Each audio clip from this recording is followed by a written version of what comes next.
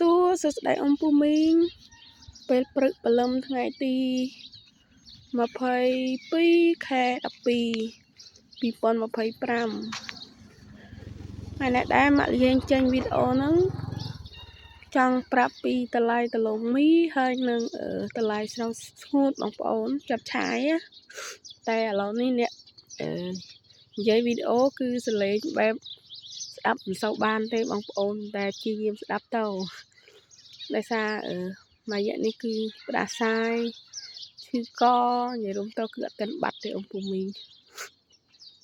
ហើយចំពោះតម្លៃស្រោបងប្អូនចាប់ឆាយស្រោប្រភេទខា9ហើយនឹងតតនខាងខ្ញុំទិញ630តែយកប្រភេទស្រោសិតបានតម្លៃពេញប៉ុន្តែបើសិនជាស្រោពុកម៉ែបងប្អូនមកមានលាយប្រភេទស្រោវាជាមួយអានឹងវាយតម្លៃផ្សេងអំពូមីងហើយចំពោះនាងអំទិញចូល650អំពូមីងហើយចំពោះពុកម៉ែបងប្អូនចង់លក់មុខណាក៏បានដែរ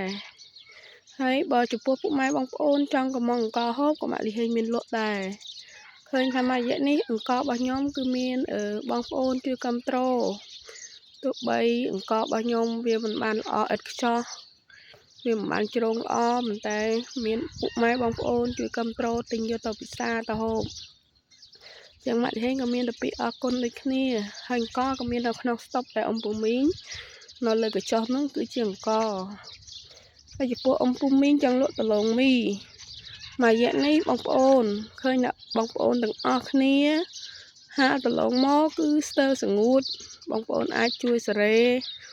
ហាលថែមស្ងួតឲ្យស្ងួតផង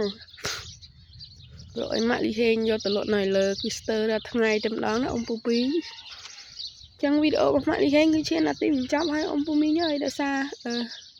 វាតាំងយកមកនិយាយអត់ចាញ់ទៀតទេ